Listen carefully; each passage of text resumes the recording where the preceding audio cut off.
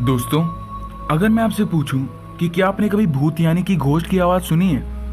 Of course मैं इन चीज़ों पर विश्वास नहीं करता और शायद आप भी। लेकिन साइंस के पास इसका सबूत और एक्सप्लेनेशन मौजूद है। और ये घोस्ट फ्रीक्वेंसी क्या है?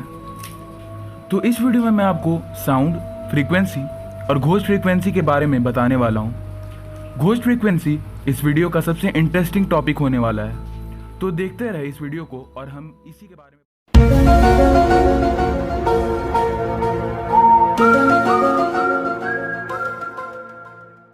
सबसे पहले हम बात करेंगे साउंड के बारे।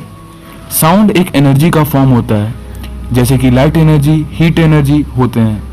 वैसे ही साउंड भी एक तरह का एनर्जी का फॉर्म है, जिसे हम सुनकर फील कर सकते हैं। साउंड किसी भी बॉडी के वाइब्रेशन से प्रोड्यूस होता है, जिससे हवा के पार्टिकल्स वाइब्रेट करते हैं और हमारे कानों तक आवाज़ पहुंचती है।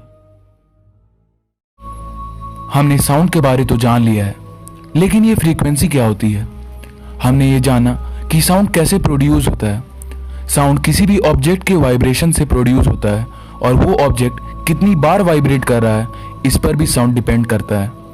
आइए फ्रीक्वेंसी का मतलब जानते हैं। कोई भी ऑब्जेक्ट एक सेकंड में जितनी बार वाइब्रेट कर रहा है उसे ही हम फ्रीक्वेंसी कहते हैं। जैसे कि अगर कोई ऑब्जेक्ट एक सेकंड में 100 बार वाइब्रेट कर रहा है तो उसकी फ्रीक्वेंसी हुई 100 हर्ट्ज। हर्ट्ज फ्रीक्वेंसी का यूनिट होता है, और इंसान सिर्फ एक पर्टिकुलर फ्रीक्वेंसी रेंज की आवाज़ सुन सकते हैं, जो कि 20 हर्ट्ज से लेकर 20,000 हर्ट्ज तक है।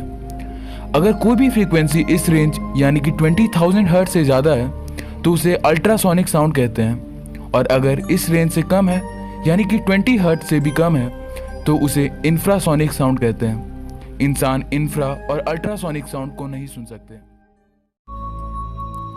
अब बात करते हैं घोस्ट फ्रीक्वेंसी या फियरिंग फ्रीक्वेंसी के बारे में। तो क्या आपने कभी ये सोचा है कि भूतों की आवाज़ कैसी होती होंगी? चलिए मैं आपको एक इंटरेस्टिंग इंसिडेंट बताता हूँ। विक टैंडी, जो कि एक इंजीनियर थे, वो अपने लेबोरेटरी में मेडिकल इक्विपमेंट डिज़ाइन कर रहे थे। तो उनके ऑफिस के स्टाफ के बीच में ये बात फैली कि वो लैब जिसमें विक काम करते थे वो हॉन्टेड है। एक शाम विक अपने लैब में अकेले काम कर रहे थे कि उन्हें कुछ अनकंफर्टेबल सा लगा। उनका शरीर ठंडा पड़ गया और उनके सिर के पीछे के बाल खड़े हो गए। उन्हें ऐसा लगने लगा कि कोई उन्हें देख रहा है, और फिर उन्हें एक ग्रे रंग की शेप दिखी जो उनके आंखों की साइड व्यू से दिख रही थी। पर जैसे ही वे पीछे मुड़े वहाँ कुछ नहीं था। डर के कारण वे तुरंत अपने घर के लिए निकले।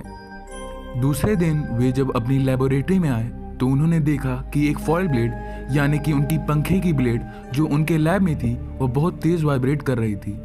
वे को तब मालूम हुआ कि वाइब्रेशन के कारण एक स्टैंडिंग साउंड वेव प्रोड्यूस हो रहा था। साथ ही जब उन्होंने कैलकुलेट किया तो ये पता चला कि वह फॉयल ब्लेड 19 हर्ट्ज की फ्रीक्वेंसी से हिल रही थी, और जब भी वे फैन ऑन करते तो उन्हें वैसा ही अनईजी और अनकंफर्टेबल फील होता, लेकिन ऑफ करने के बाद उन्हें नॉर्मल फील होता। तो अभी जो मैंने आपको इंसिडेंट बताया उससे हमें ये पता चलता है कि 19 हर्ट्ज की फ्रीक्वेंसी को ही फियरिंग फ्रीक्वेंसी या घोस्ट फ्रीक्वेंसी कहते हैं। इंजीनियर विक टैंडी ने यह भी पता लगाया कि लो फ्रीक्वेंसी ह्यूमन और एनिमल्स दोनों को ही अफेक्ट करती है। जैसे लो फ्रीक्वेंसी के कारण हमें डिस्कम्फर्ट, डिजीनेस, ब्लर्ड विजन, क्योंकि इन फ्रीक्वेंसी के कारण हमारी आई बॉल्स वाइब्रेट करती है। साथ ही हमें हाइपर वेंटिलेशन और फियर यानी डर लगता है, जिससे हमें पैनिक अटैक होता है। तो असल में ये कोई भूत नहीं, साउंड वेव की आवाज़ होती है। तो दोस्तों, अगर आपको अब डर लगता है और आपको ऐसा लग रहा है कि आपको कोई देख रहा है, तो आप अपने रूम में यह चेक करें कि कहीं कोई ऑब्जेक्ट 19 हर्ट्ज की फ्रीक्वेंसी से वाइब्रेट तो नहीं कर रही है।